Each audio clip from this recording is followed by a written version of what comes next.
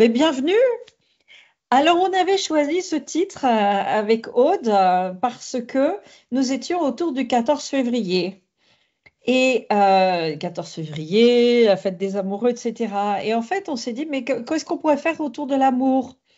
Et on a trouvé être en harmonie avec soi-même, donc être en amour avec soi-même. Et du coup, si on est en amour avec soi-même, on sera en amour avec les autres.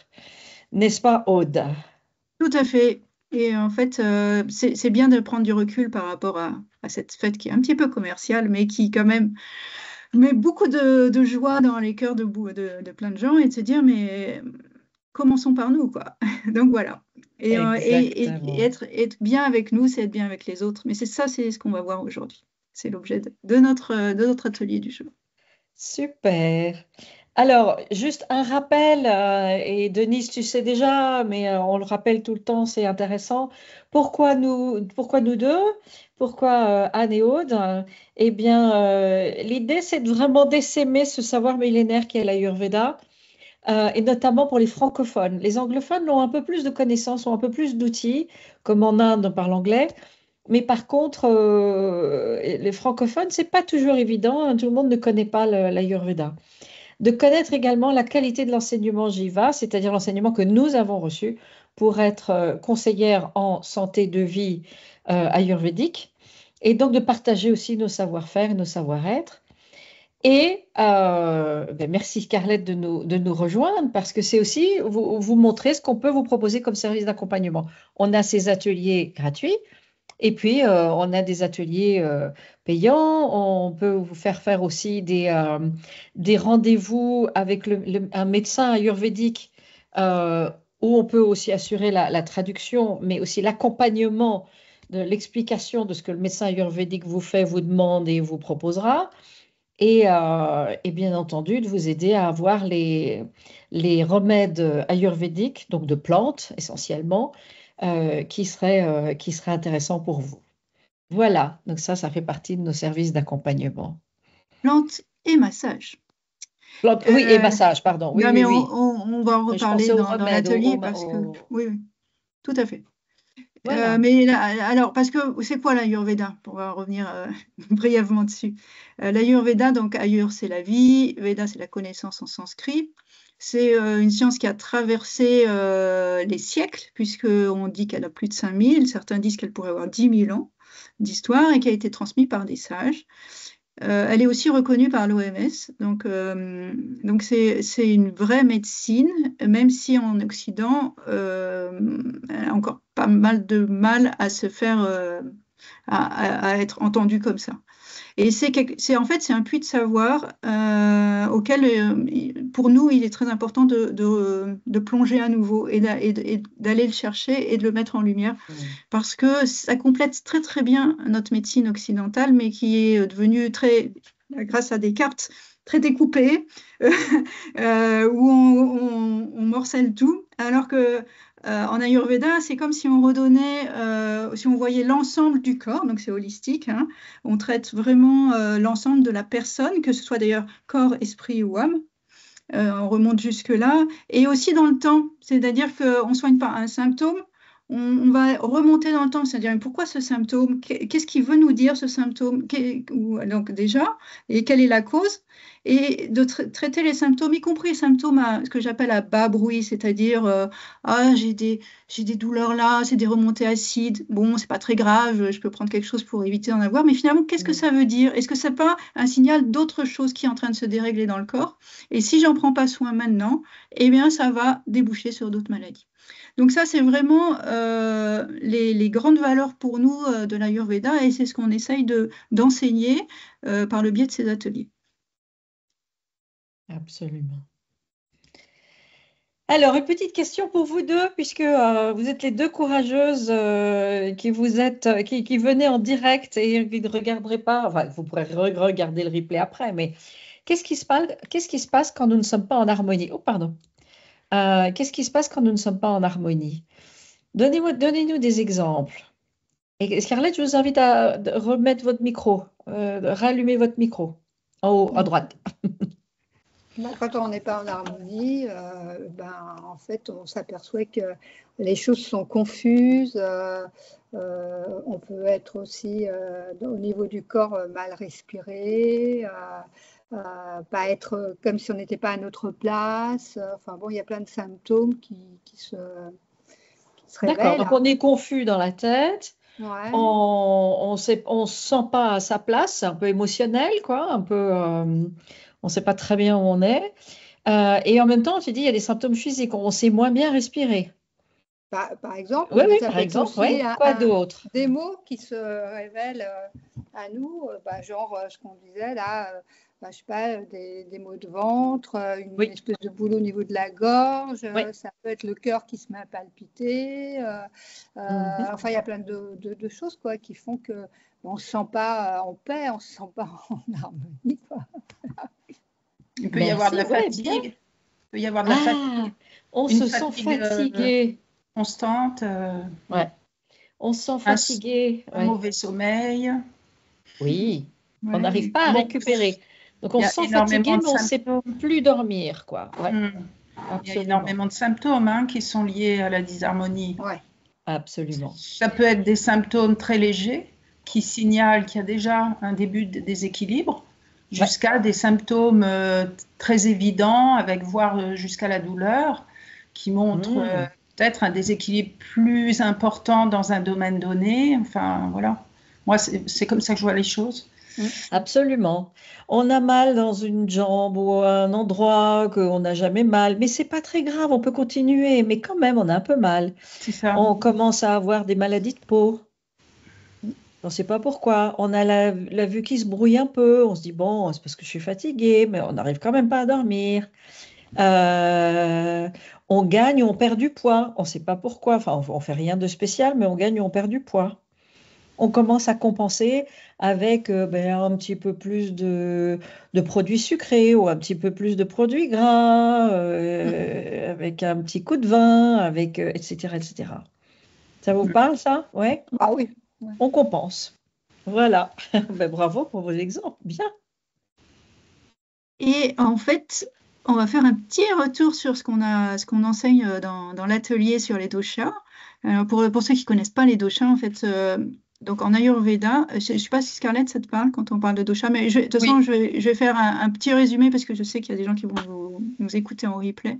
Donc les doshas, en fait, en Ayurveda, on considère qu'on est tous différents et qu'en fait, il faut adresser les soins en fonction de ce que l'on est.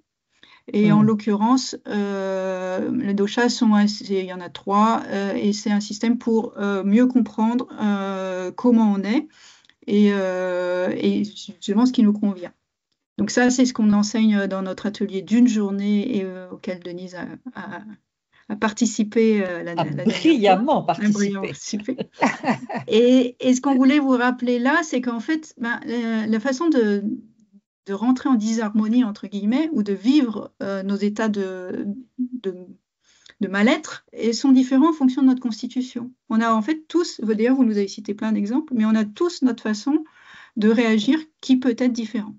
Alors, quelqu'un qui est, donc les trois doshas, c'est Vata, Pitta, Kapha. Quelqu'un qui sera plutôt Vata, eh ben, il va être submergé par ses pensées, il va pas tenir en place, il sera impatient, plutôt peureux, plutôt anxieux, plutôt tendu. Un Pitta, par contre, il va être suractif. Allez, qu'est-ce que je peux faire de plus? Et je ne supporte pas d'avoir une minute inactive parce que ça me stresse.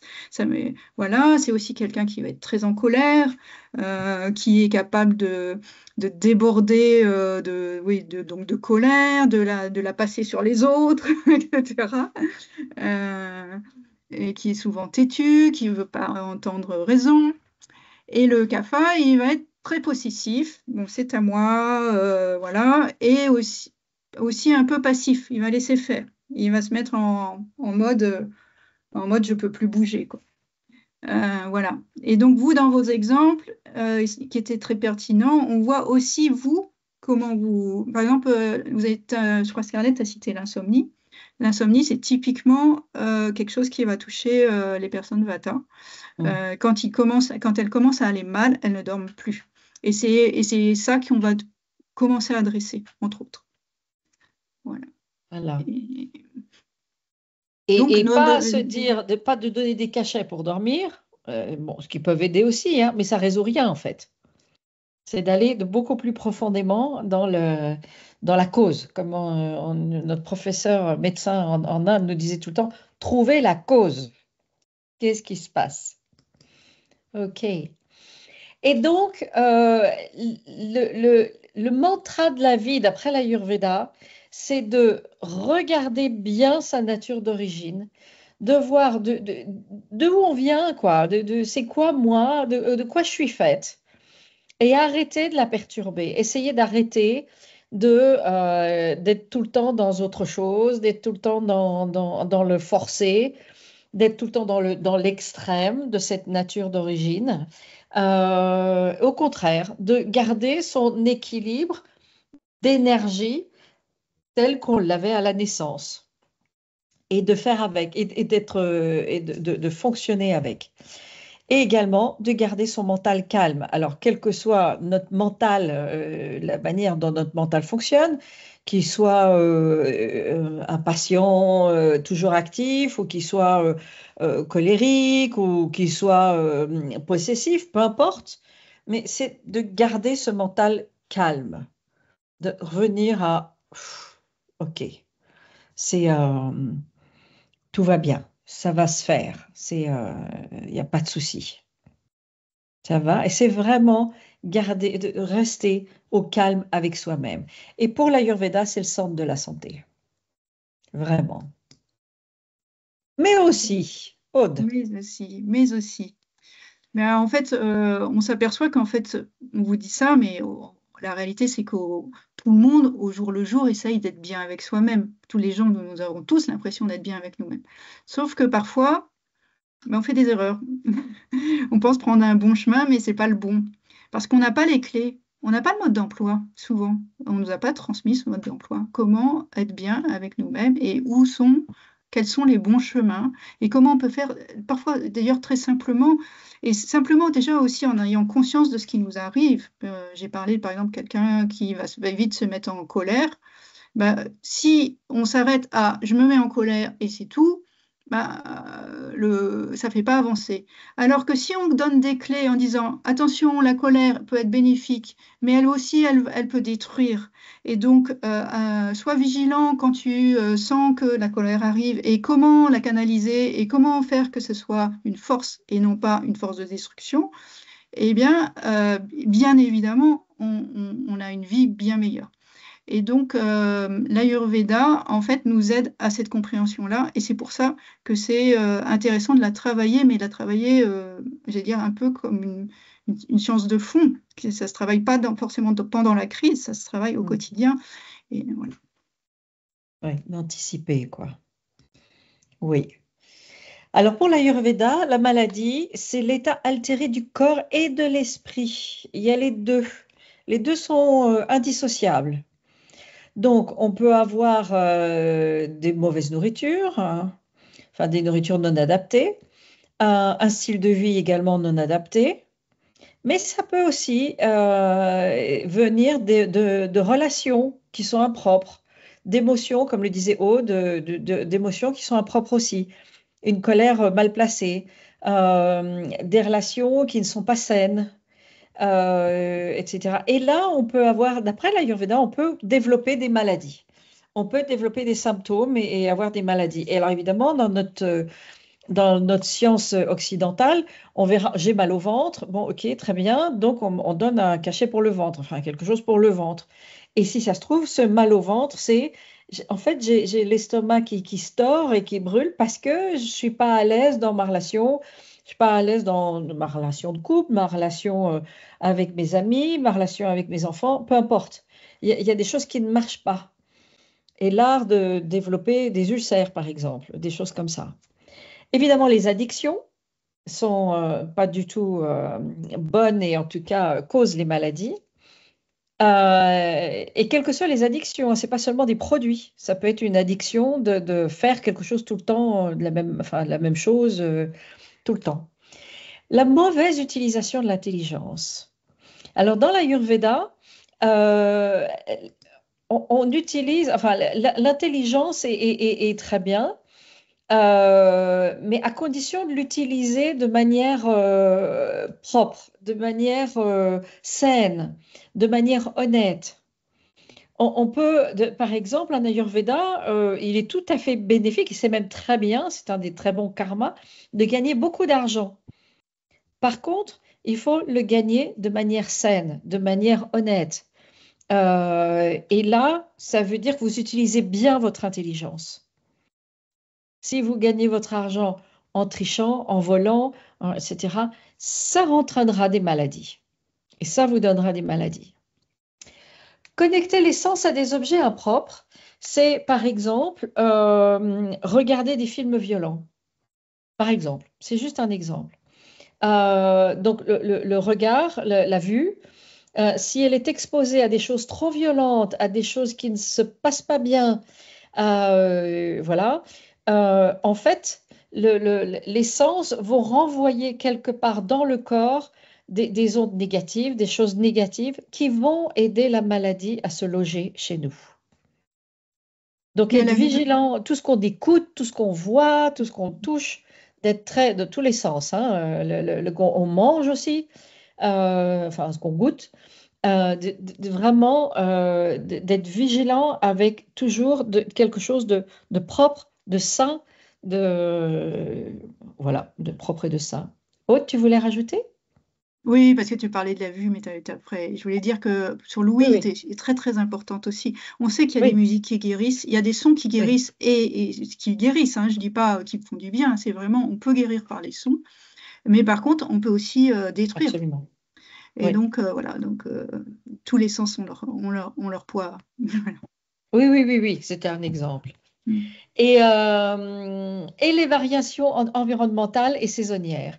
Et c'est pour ça qu'en Ayurveda, on recommande toujours de faire des cures à chaque changement de saison pour emmagasiner suffisamment de force, de résistance interne pour pouvoir faire face à ce changement de saison.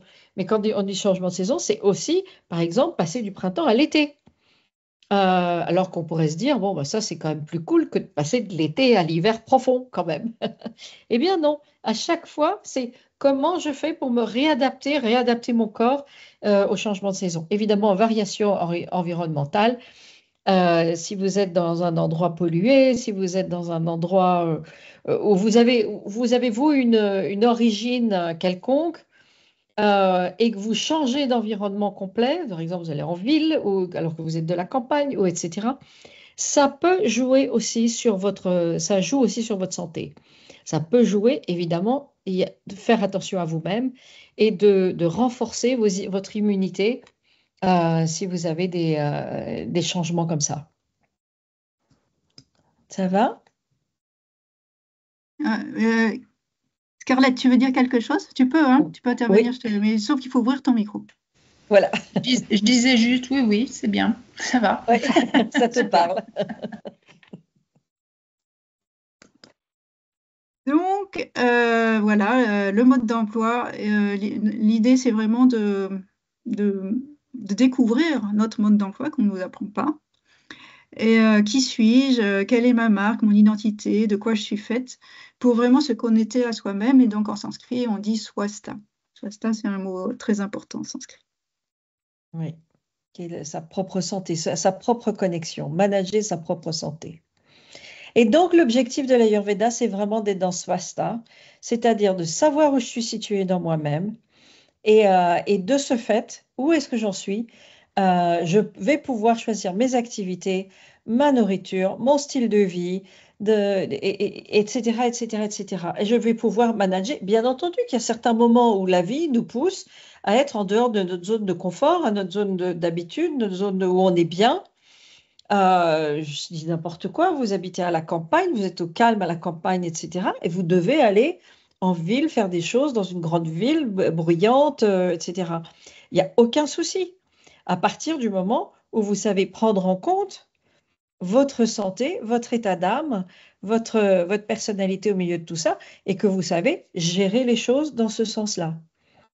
Vous savez que vous avez besoin de campagne, donc comment est-ce que vous pouvez minimiser les risques de maladie en changeant de style d'activité? D'accord? Je pense aux gens qui travaillent, enfin, vous certainement aussi, qui avaient des activités. Parfois, on nous demande de faire des choses qui ne sont pas dans notre énergie naturelle. OK, à ce moment-là, je fais quoi pour récupérer mon énergie naturelle, pour récupérer tout ça?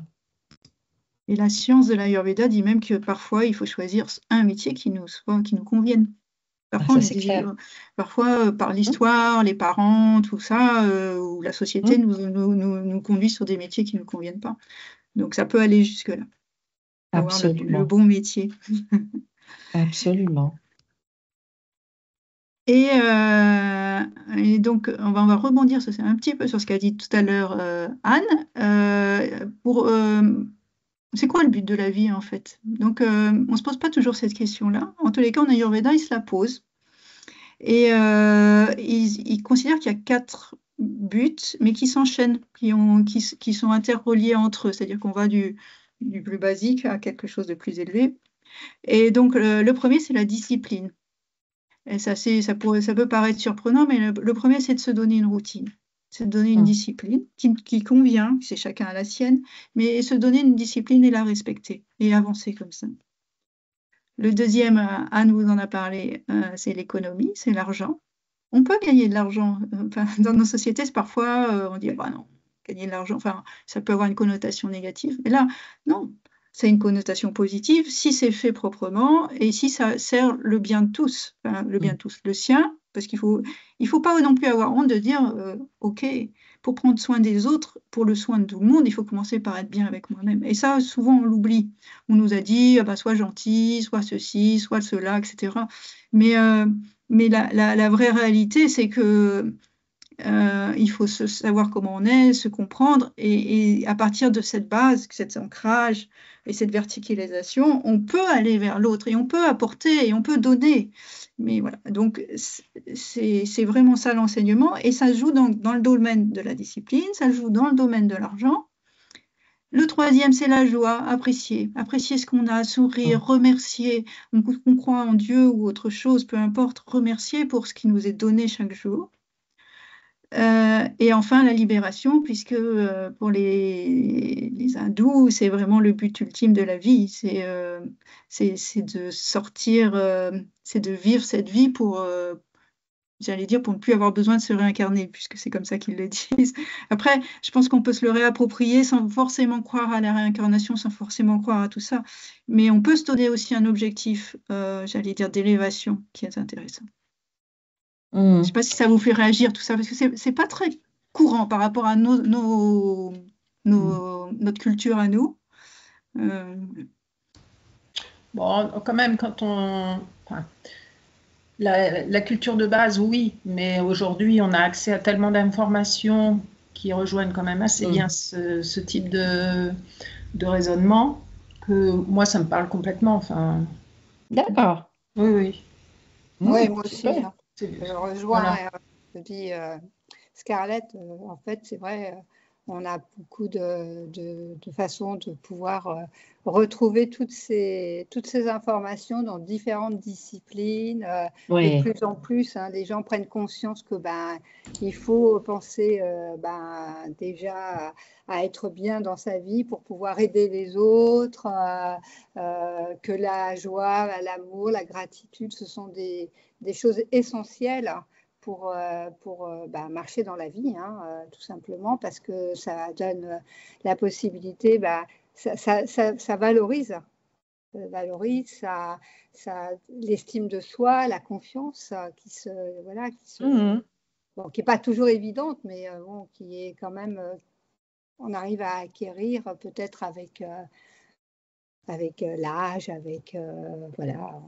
On ne vient pas des sages, mais voilà, on sait que aller vers ça, c'est déjà une façon de se sentir bien, mieux.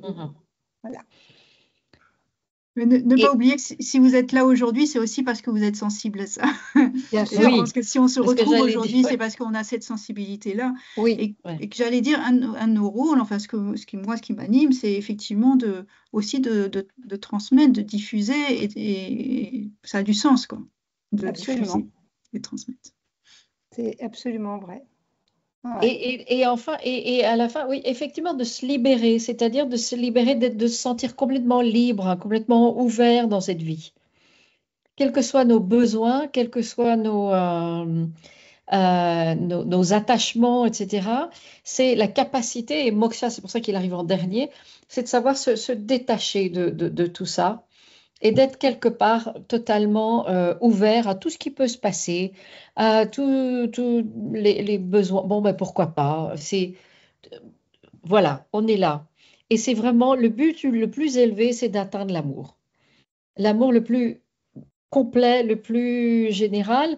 Et c'est pour ça en Ayurveda, il mentionne atteindre l'amour de Dieu. Mais quel que soit le Dieu, l'amour inconditionnel. l'amour inconditionnel et universel. Et universel. Et c'est pour ça aussi, dans l'amour inconditionnel, c'est Dieu nous aime comme une mère. C'est-à-dire que, quelles que soient les bêtises que l'on peut faire, quels que soient les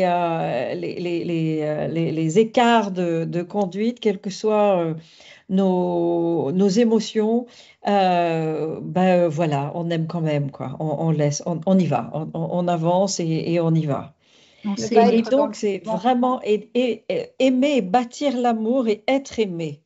C'est vraiment l'objectif ultime de l'Ayurveda.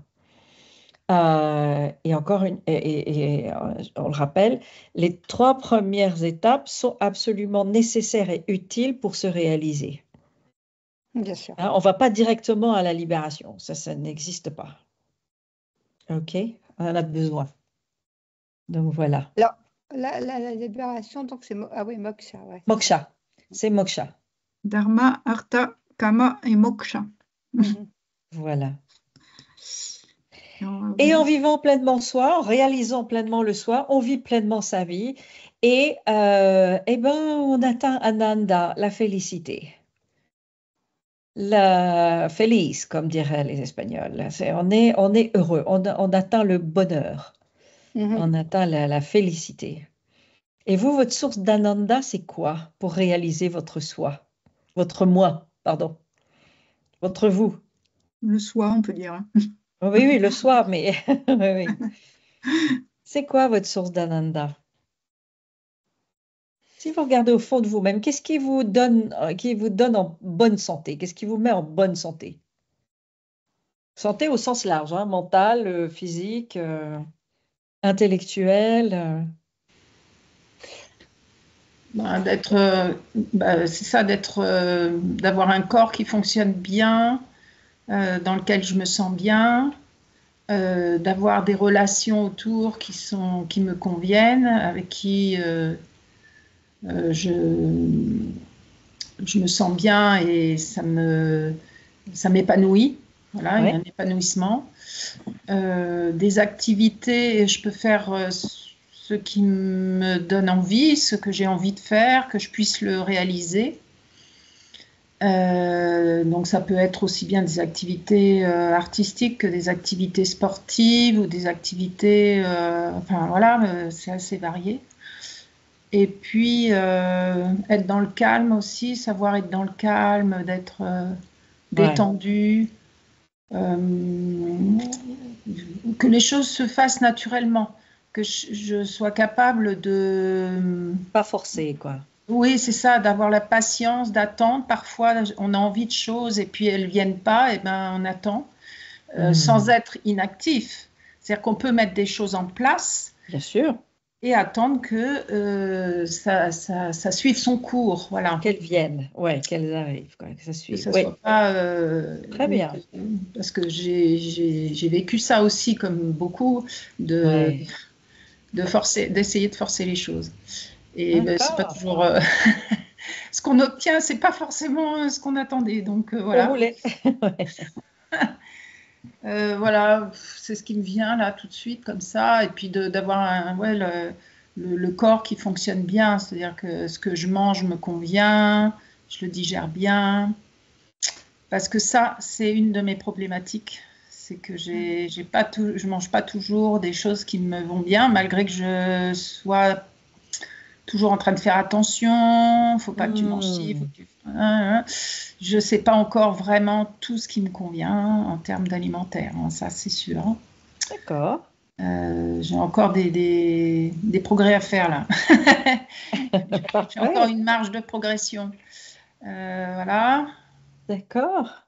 Et pour toi, Denise, hein, c'est quoi ta source d'Ananda?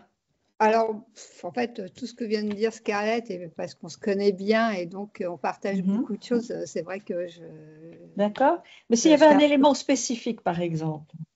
savoir s'écouter. Savoir Ah, s'écouter pour faire et se faire confiance.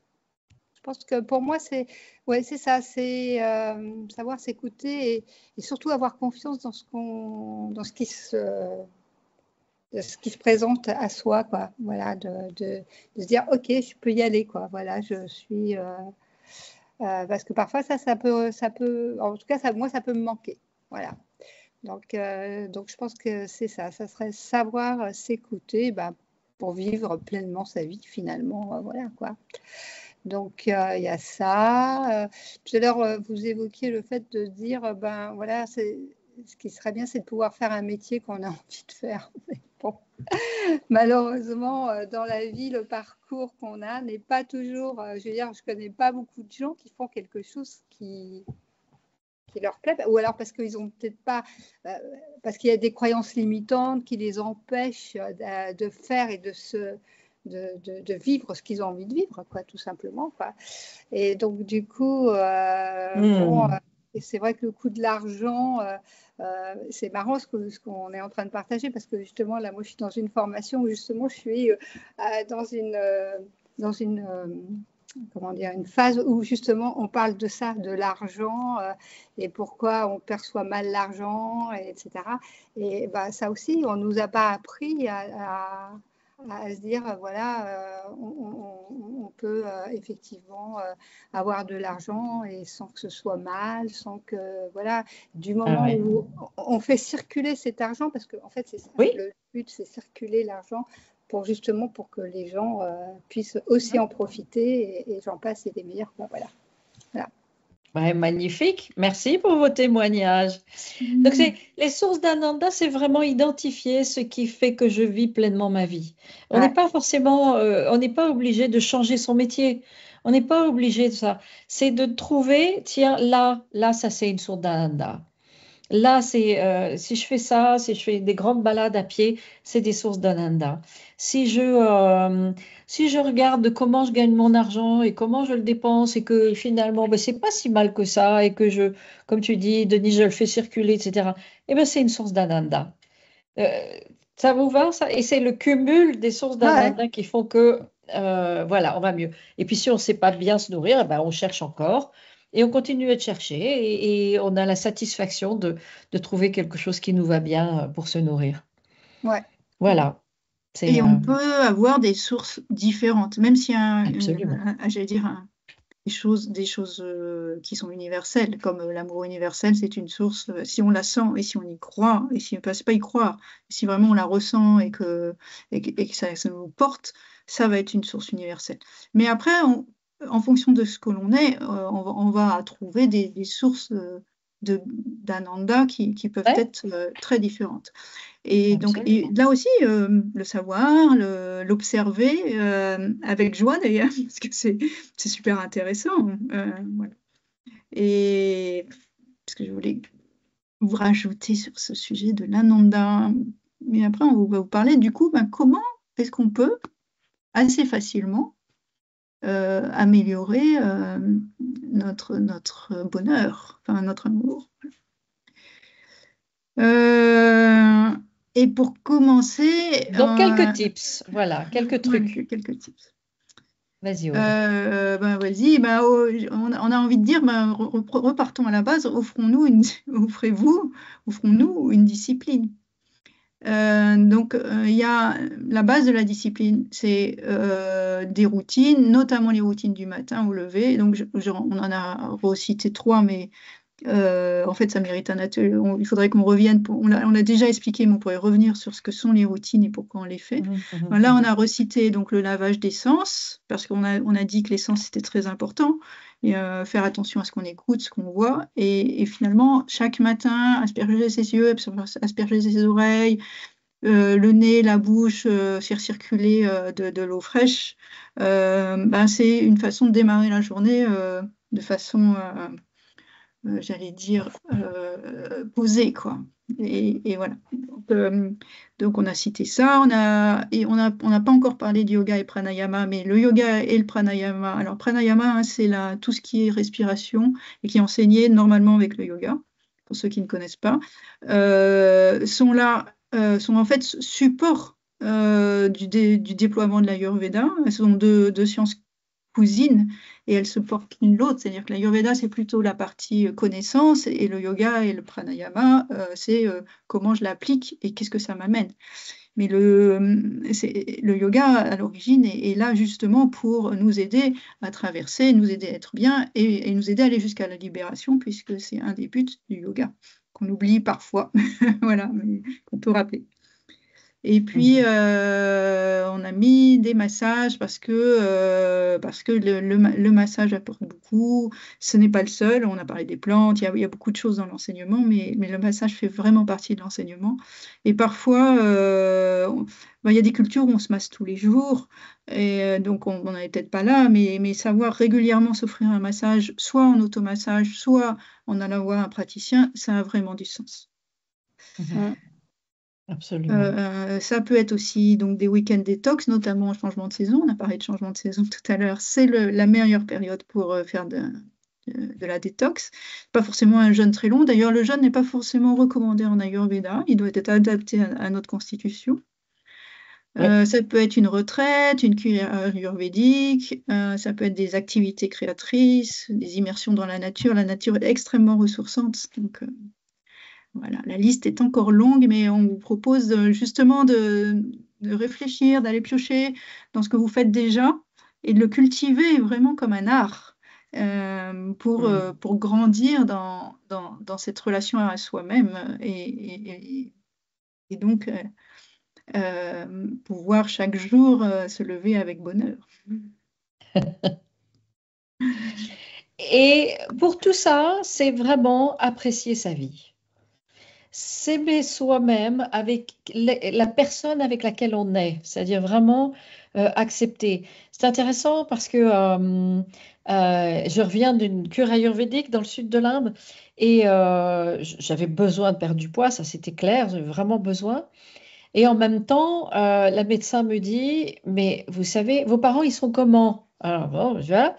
Mais vous serez pas beaucoup différente, vous savez, vous serez jamais mince, c'est pas la peine. Et c'est pas votre nature, hein. Donc, essayez de ressembler à une brindille, ce sera pas vous, quoi. C'est même pas la peine d'essayer. Par contre, oui, être dans un bon poids, ça oui, on est d'accord. Il y a aussi en aide aux autres. Évidemment, ne pas imposer son aide, hein. Ne pas être dans la volonté de je vais donner mon aide à tout prix. C'est plutôt ceux qui le souhaitent et qui l'acceptent, qui vous le demandent. Vous proposez, les gens disposent. C'est vraiment essentiel. Partager avec amour et humilité, en s'inclinant, vraiment à la manière japonaise, je dirais.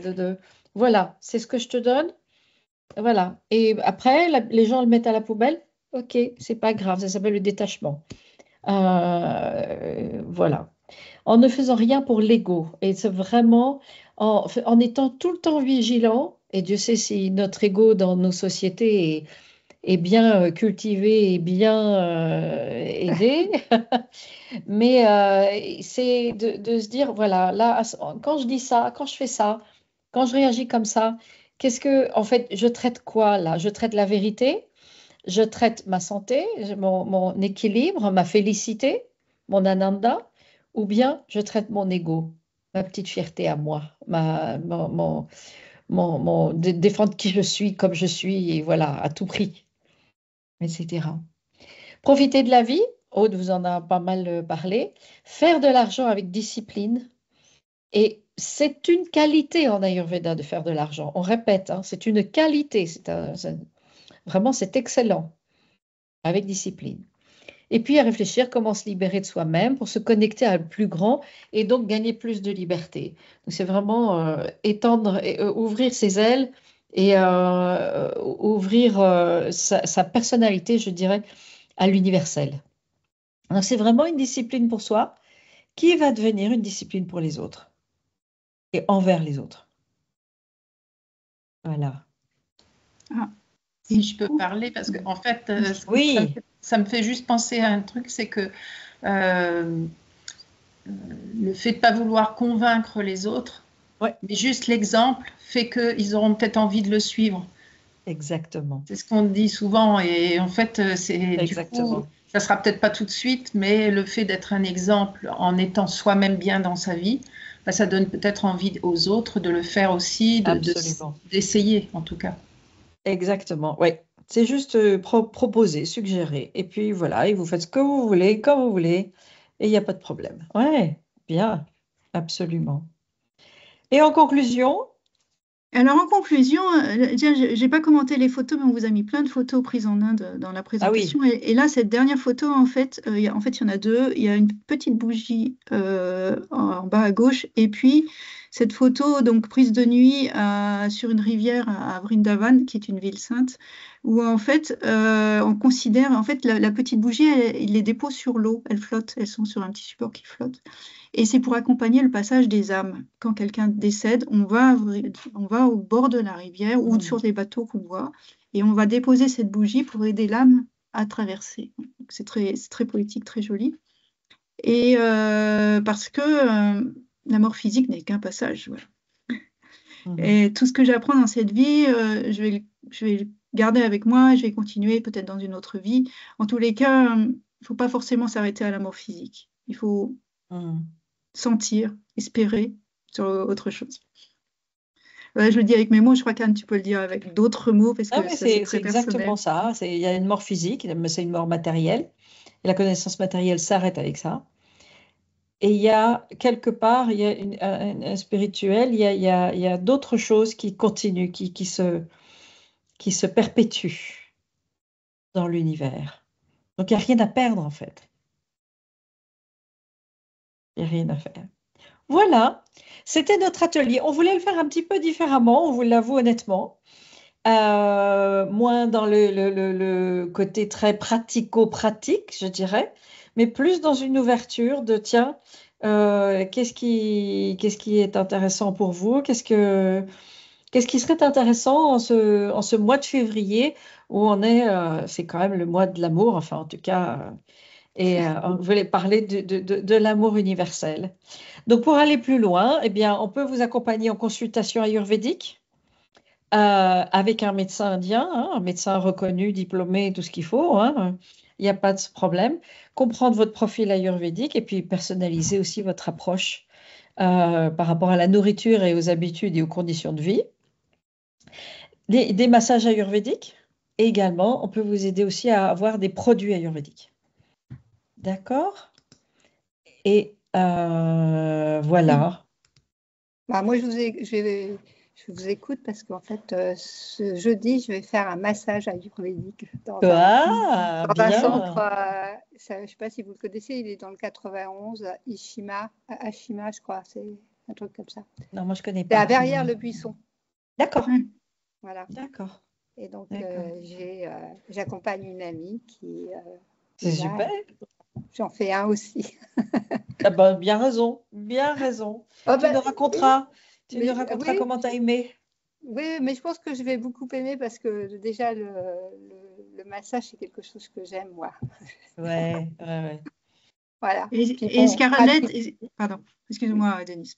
Je voulais juste rebondir sur ce qu'a dit Scarlett tout à l'heure qui disait, j'y vois pas bien clair, je sais que j'ai quelque chose avec la nourriture et Ouais. la digestion. La ouais. digestion, c'est aussi, on a fait un atelier, mais on en refera d'ailleurs le prochain. Ça sera prenez soin de votre Voilà. ventre. Et forcément, on va reparler de digestion parce que Ouais. c'est vraiment aussi un des piliers de la santé. Et il faut commencer par ça, toujours. Donc, il faut prendre soin de la digestion. Donc, j'espère que tu nous rejoindras le 30 avril, a priori. En tous les cas, maintenant, tu es dans nos fichiers, donc on continuera à t'envoyer nos invitations. Et si tu veux des choses plus personnalisées, n'hésite pas, parce que c'est vrai que des fois, Oui, on ne peut pas faire tout seul. Il faut d'abord quelqu'un qui a un regard extérieur et qui puisse dire, voilà, toi, je vois ça comme ça. Et puis des fois, des changements, c'est pas si simple que ça à mettre en route. En place. On demande pas, Pour on va pas t'aider. tout révolutionner, on va pas tout changer d'un coup. Mais même des petits changements parfois peuvent améliorer, donner des améliorations et puis rebondir et puis après un autre petit changement, Ouais. etc. Et ça, parfois, d'avoir un conseiller, d'avoir quelqu'un qui soit en support, qui soit là pour, qui a un regard extérieur, ça peut avoir du sens. Absolument. Tout à fait, tout à fait. Parce qu'effectivement, j'ai déjà changé pas mal de choses. Enfin, ça fait très longtemps que je m'intéresse au sujet de l'alimentation. Pour commencer par prendre quelque chose enfin, être dans le bio déjà. Ouais. Puis ensuite, j'ai déjà consulté quelqu'un en Ayurveda, mais ça n'avait pas suffi. Il aurait fallu que je fasse un suivi, sauf que j'ai changé d'adresse. Enfin, bref. La vie a fait que j'ai changé d'adresse, tout ça, et puis bon, puis voilà, je suis toujours en recherche, mais bon, effectivement, je suis d'accord. Et on peut travailler en visio aussi. Oui, on peut travailler en visio, on peut te connecter encore une fois avec un médecin, on peut t'accompagner dans le suivi, etc. Il n'y a aucun problème, hein. Il y a vraiment, etc. Et je tiens également à rappeler, je ne sais pas pourquoi, mais la slide ne se montre plus. Aude, c'est peut-être toi qui as la main là, du coup?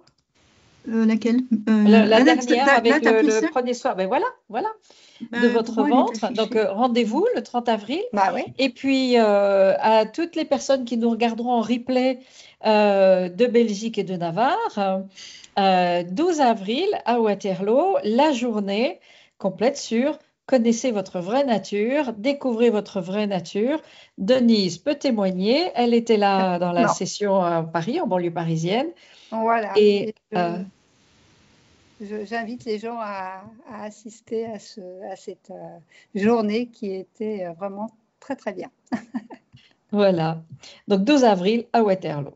Et on enverra à tout le monde des invitations, enfin avec les détails, etc. Merci beaucoup, mesdames. Eh bien, merci à vous. Avec Merci, plaisir. Aude. C'était très, très bien. Et très belle journée à tout le monde.